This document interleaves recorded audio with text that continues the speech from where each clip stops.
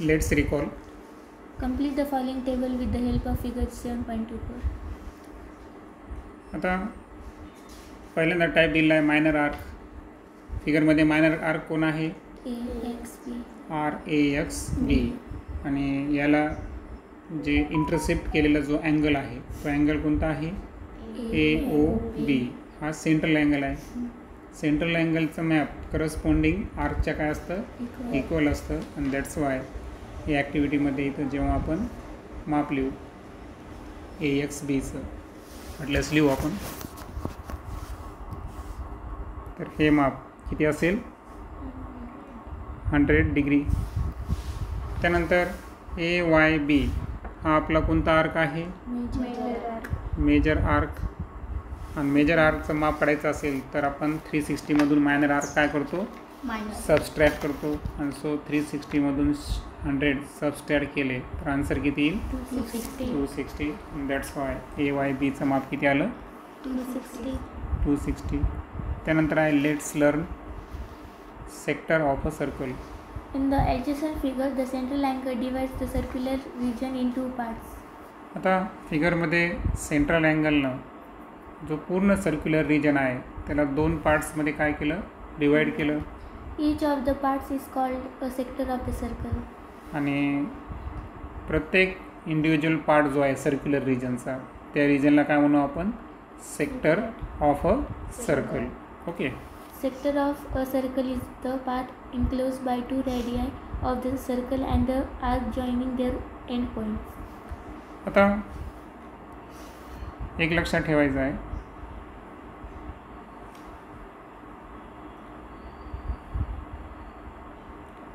की suppose highlighter त्याच्यामध्ये use होणार नाही तर ब्लॅक पेनच मी इथं डिनोट करतो. तर सेक्टर काय आहे हे आपण क्लिअरली समजून घ्यावं जरा. तर आपल्याकडे दोन रेडी आहे सेंट्रल अँगलच्या. एक रेडी आहे कोणती आहे? OP.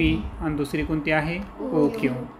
आता तुम्ही म्हणताल की या अगोदर तर आपण मेजर आर्क आणि मायनर आर्क पाहिलं, त्यालाच तुम्ही सेक्टर कसं म्हणताय? तर सेक्टर त्याच्यापेक्षा डिफरंट आहे. सर्क्युमफरन्सवरचा जो पोर्शन असतो बरोबर, या पोर्शनला काय म्हणतो आपण? आर्क म्हणतो. बरोबर आहे का? तर आर्क आणि ह्या ज्या दोन रेडियस आहे यांच्यामधला जेवढा काही एरिया यायला या ठिकाणी या एरियाला काय म्हणू आपण? सेक्टर म्हणू. मग हा मायनर सेक्टर आणि जो मी एम्प्टी ठेवला हा काय होईल? Major sector. आणि लक्षात मग सेक्टर म्हणजे काय आलं की दोन रेडी आहे आणि त्या दोन रेडियाच्या मधला आणि दोन रेडिया आणि आर्क यामधला जेवढा काही एरिया आहे, जेवढा काही पोर्शन आहे, जेवढा काही पार्ट आहे सर्क्युलर रिजनमधला त्या सर्व रिजनला काय म्हणू आपण? सेक्टर म्हणू. Okay. Next. In figure 7.25, O PMQ and OPBQ are two sectors of the circle. आता सेक्टरला रीड कसं करायचं? तर काय करायचं? केंद्रबिंदू जो आहे सेंटर ऑफ द सर्कल त्याला अगोदर रीड करायचं. त्यानंतर हायजीन एक रेषा असेल आणि त्यानंतर काय करायचा? आर्क घ्यायचा. मायनर आर्क घेतला तर त्या संदर्भात काय असेल? Minor sector. मेजर आर्क घेतला तर कोणतं असेल? Major sector. म्हणून OPMQ हा जर घेतला आपण OPMQ हा कोणता होईल? Minor sector. आणि OPBQ हा का होईल? Major sector. त्यानंतर आहे minor sector. Sector of a circle enclosed by two radii and their corresponding minor arc is called a minor sector. तर दोन रेडी आहे आणि त्यांच्या करस्पॉन्डिंग मायनर आर्क यानं तयार केलेल्या सेक्टरला काय म्हणायचं? Minor sector. In the above figure, OPMQ is a minor sector. आणि फिगरमध्ये आपण ऑलरेडी डिस्कस केलं आहे की नाही? OPMQ हा मायनर सेक्टर आहे. त्यानंतर आहे major sector. Sector of a circle that is enclosed by two radii and their corresponding major arc is called a major sector. आता सर्कलचा असा सेक्टर की ज्याला दोन रेडी आहे आणि करस्पॉन्डिंग कोणता आर्क घ्यायचा आपला? Major arc. यांनी तयार केलेल्या सेक्टरला काय म्हणायचं? Major sector. In the above figure, OPBQ is a major sector. म्हणून या फिगरमध्ये OPBQ हा काय असेल? मेजर सेक्टर असेल. त्यानंतर आहे area of a sector. Observe the figure below. Radii of all circles are equal. Observe the areas of the shaded regions and complete the following table. आणि आता पार्ट समजून घ्यायसाठी, सेक्टर समजून घ्यायसाठी तुम्हाला फिगरमध्ये स्पष्ट दिसेल. पहिल्या फिगरमध्ये जर पाहिलं तर पूर्ण जे सर्कल आहे तोचा पूर्ण पोर्शन घेतला आपण, म्हणजे थिटा किती घेतला आपण 360 डिग्री. आणि अशा वेळेस एरिया जो राहील A1 हा किती असेल पाय आर स्क्वेअर. त्यानंतर थिटा 180 डिग्री घेतला आपण, तिथं 2 रेडी आहे कशावर आल्या डायमीटरचे पोर्शन येते. सेमी सर्कलचं माप किती असतं 180. सो याच्यामध्ये मेजर आर्क आणि मेजर सेक्टर आणि मायनर सेक्टर तयार होतील का नाही, दोन्ही सेक्टर इक्वल मापाचे 180. आणि अशा वेळेस एरिया जो काढू आपण तो एरिया किती असेल हाफ पाय आर स्क्वेअर सेमी सर्कलचा. त्यानंतर फिगरमध्ये जर पाहिलं आपण तर 2 रेडियाय जो आहे तर सेंट्रल अँगल किती आहे 90 डिग्री बरोबर. थिटा 90 घेतला तर याच्यामध्ये जो शेडेड पार्ट घेतला आपण तर तो कोणता होईल मायनर सेक्टर होईल. आणि मायनर सेक्टरचं माप जर मायनर सेक्टर जो आहे तर त्याचा अपोजिट जर आपण मेजर सेक्टर घेतला त्याचं माप किती होईल 270 बरोबर ना. सो अशा कंडिशनमध्ये जर आपण एरिया काढला त्याचा तर तो किती आला 1/4 कारण आपण क्वार्टर पार्ट घेतला 90 डिग्री. पुढे थिटा किती घेतला 60 डिग्री. तर अशा वेळेस एरिया जो काढला आपण तो किती आला या ठिकाणी 1/6 पाय आर स्क्वेअर. लक्षात ना. हां फक्त आपण पूर्ण सर्कल न घेता पुढं आपण सर्कलचं पोर्शन कमी करत गेलो आणि त्यामध्ये फॉर्म्युला एरियाचा काय होत गेला चेंज होत गेला. Central angle of a circle is equal to 360 degree complete is equal to complete angle. हां सेंट्रल अँगल जर 360 असेल तर त्या अँगलला कोणता अँगल म्हणू आपण कम्प्लीट अँगल. आता सेंट्रल अँगल जो आहे तो 360 आणि एरिया ऑफ सर्कल काय घेतला आपण पाय आर स्क्वेअर. आता यावरून 4 एरियाज दिले आपले त्या ठिकाणी बरोबर. पहिला 360 डिग्री जर असेल तर बरोबर 360ला तुम्ही 360ने डिवाईड केलं आन्सर किती आलं 1 आणि म्हणून त्या 1ला आपण पाय आर स्क्वेअरनं काय केलं मल्टिप्लाय आणि म्हणून तो A1चा फॉर्म्युला लावली.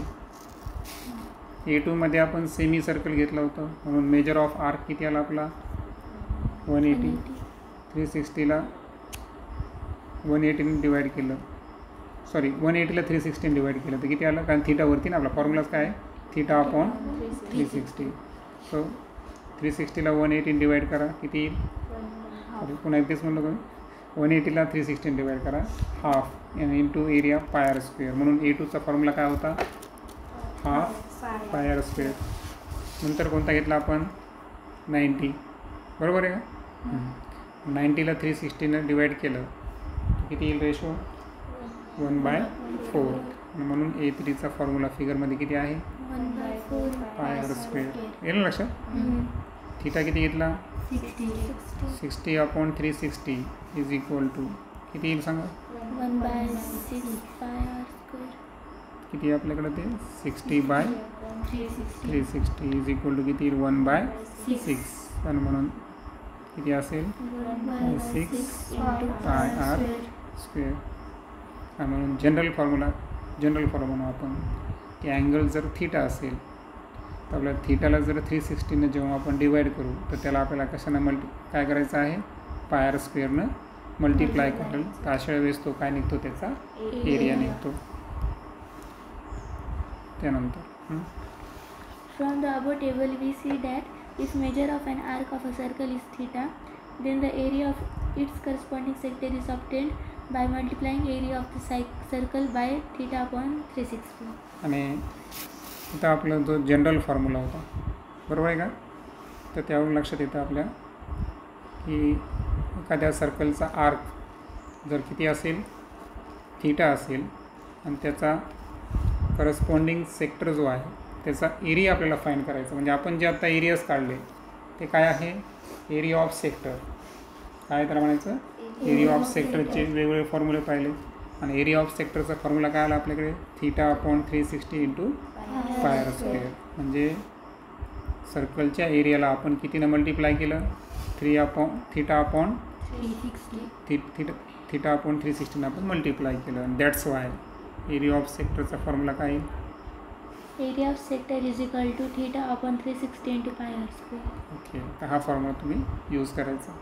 ओके, आता मला सांगा इथे पाय आर स्क्वेअर मल्टिप्लायमध्ये आहे राईट हँड साईडला, तो लेफ्ट हँड साईडला कुठे येईल? तो डिनोमिनेटरमध्ये.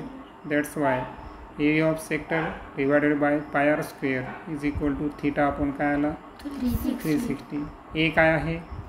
Area of sector. Pi R square काय आहे? Area of circle. आणि म्हणून कधी लक्षात ठेवायचं, एरिया ऑफ सेक्टर आणि एरिया ऑफ सर्कल या दोघांचा रेशो किती असतो? Theta upon 360. त्यानंतर आहे length of arc. In the following figures, radii of all circles are equal. Observe the length of arc in each figure and complete the table. हां, complete circle किती डिग्रीचा असतो? 360. आणि कंप्लीट सर्क्युमफरन्स एक फेरी जर घेतली आपण, सर्क्युमफरन्सचा फॉर्म्युला काय आहे? 2 pi r. म्हणजे आता इथं आपण सेक्टरची काय करायलो? लेंथ बघायलो. म्हणजे पहिल्या फिगरमध्ये जो लेंथ ऑफ आर्क असेल तो किती आला? 2 पाय आर. सेकंडमध्ये आपण काय घेतला? Theta 180 semi circle. That's why L2ची किंमत 2 पाय आरच्या काही हाफ येईल. दॅट्स वाय कॅल्क्युलेशन जर केलं आपण तर L2चा फॉर्म्युला काय येईल इथं? पाय आर. क्लिअर? थर्डमध्ये जर पाहिलं आपण थीटा किती घेतला आपण? 90 डिग्री. दॅट्स वाय जेव्हा L3 घेऊ आपण लेंथ ऑफ आर्क तेव्हा 1/4 इंटू टोटल सर्क्युमफरन्स. सो किती लिहितं? पाय आर डिवायडेड बाय 2 किंवा 1/2 इंटू पाय आर. बरोबर. आणि 60 असेल तर अशा वेळेस किती घेतो आपण पोर्शन? 1/6. सो इथे किती येईल? 1/3 इंटू पाय आर किंवा त्याला आपण पाय आर बाय 3 एवढं लेंथ ऑफ द आर्क येईल. Circumference of a circle is equal to 2 pi r. आहे आपल्याला फॉर्म्युला माहीत. मग आता चार्टला ऑब्झर्व करा. प्रत्येक वेळेस आपल्याला काय केलं आपण? थीटा जो आहे तर अगोदर 360 नंतर 180 90 या पद्धतीने गेलो. नंतर थीटाला कशाने डिवाईड करत गेलो आपण? 360. मागं जसं पाहिलं आपण तसं. बरोबर आहे का? आणि जे काही किंमत आली त्याच्या रेशो त्याला आपण सर्क्युमफरन्सनं काय करत गेलो? मल्टिप्लाय करत गेलो. ठीक आहे. आता एवढं जास्त सांगायची गरज आहे काही नाही. आता आपण 60कडे जाऊ डायरेक्ट. 60कडे गेलो तर काय होईल आपलं? 60 अपॉन इज इक्वल टू किती येईल? 1/6. आणि दॅट्स वाय सर्क्युमफरन्स किती असेल? 1/6 इंटू 2 पाय आर. म्हणून आता general formula major of arc किती असेल? थीटा असेल. आणि त्यानंतर आपल्याला काय काढायची आहे? लेंथ काढायची आहे. आर्कची लेंथ ती सर्क्युमफरन्सच्या किती टाईम्स असेल? थीटा अपॉन 360 टाईम्स असेल. बरोबर. किती असेल ते? थीटा अपॉन 360 टाईम्स असेल सर्क्युमफरन्सच्या. आणि दॅट्स वाय पुढची information. The pattern in the above table shows that if measure of an arc of a circle is theta, then its length is obtained by multiplying the circumference of the circle by theta upon 360. म्हणजे आर्कची जे measurement आहे ते measurement theta असेल. आणि आपल्याला जर arc length काढायची असेल तर आर्क लेंथ ही सर्क्युमफरन्सच्या किती टाईम्स आहे? अपॉन 360. किंवा तर आपण टाईम्स म्हटलं तरी तुमच्या लक्षात आहे. बरोबर आहे का? आणि यावरून आपला जो मुख्य फॉर्म्युला तयार होतो. Length of an arc is equal to theta upon 360 into 2 pi r. Clear. त्यानंतर आपण 2 पाय आरला डिनोमिनेटरमध्ये आणू तर काय होईल formula? L upon 2 pi r is equal to theta upon 360. L काय असते? Length of an arc. 2 pi R काय आहे? Circumference. आणि that's Y length of arc आणि सर्क्युमफरन्स याचा रेशो किती आला? Theta upon 360. A relation between length of an arc and area of a sector. आता मला सांगा एरिया ऑफ सेक्टरचा फॉर्म्युला काय पाहिला आपण Theta upon 60 into pi r square. आणि लेंथ ऑफ आर्कचा फॉर्म्युला काय पाहिला. Theta upon 360 into 2 pi r. आता मला सांगा थीटा अपॉन 360 जी आहे तर याची किंमत आताच काढली आपण या दुसऱ्या इक्वेशन जर काढले आपण तर 2 पाय आर कुठे गेला डिनोमिनेटरमध्ये गेला मान्य आहे. आता थीटा अपॉन 360 जे आहे तर ते मी थोडंसं शॉर्टमध्ये केलं का आपण थोडं लक्षात सर्वांचं हां वरती काय करू आपण याच्यामध्ये चेंजेस आणू. चेंजेस कसं आणू की ए अपॉन पाय आर स्क्वेअर याची किंमत किती आली Theta upon 360. याला इक्वेशन नंबर काय करू 1 देऊ. याचा आपण काय आहे एल अपॉन 2 पाय आर हे 2 पाय इकडे घेतले याची व्हॅल्यू किती आली Theta upon 360. Equation number 2. दोन्हीच्या राईट हँड साईड कशा आहेत इक्वल म्हणून लेफ्ट हँड साईडसुद्धा equal. So A upon square is equal to L upon 2 pi R. तुम्हाला माहिती आहे डिनोमिनेटरमधले आपण अपोजिट साईडचे काय करू शकतो कट करू शकतो कारण ते न्यूमिनेटरमध्ये येणार म्हणून pi pi get cancel R R square get cancel. शिल्लक काय राहिलं A upon R is equal to L upon 2 बरोबर. आता यावरून समजा मला ए काढायचं असेल ए काढायचं असेल तर काय होईल R into L upon 2. हां एल इंटू आर अपॉन 2 आणि जर मला आर काढायचं असेल सॉरी आर तर काढायची गरज नसते लेंथ काढायची मला एल तर एलचा फॉर्म्युला काय असेल A 2a आहे ना 2 म्हणजे 2a डिवायडेड अपॉन आर म्हणजे एरिया ऑफ सेक्टर आणि लेंथ ऑफ सेक्टर याचं एक वेगळं रिलेशनशिप आपल्याला भेटेल. ठीक आहे. तर त्या पद्धतीनं आता यालाच आपण असे लिहू शकतो A is equal to half L R किंवा एल आर अपॉन 2 म्हणून फॉर्म्युला काय असेल Therefore, area of a sector is equal to length of the arc into radius upon 2. बरोबर. आणि मग आता याचे इक्वेशन 1 आणि 2 आहे याला तिघांना असं लिहिता येईल का एकत्रित काय अडचण नाही म्हणजे दोघांची लेफ्ट हँड साईड एकमेकांच्या बरोबर दाखवली आणि राईट हँड साईड एकदाच लिहिली आपण म्हणून रिलेशन काय येईल Similarly, A upon pi r square is equal to length upon 2 pi r is equal to theta upon 360. Next व्हिडिओमध्ये आपण सॉल्व एक्झाम्पलवर डिस्कस करू.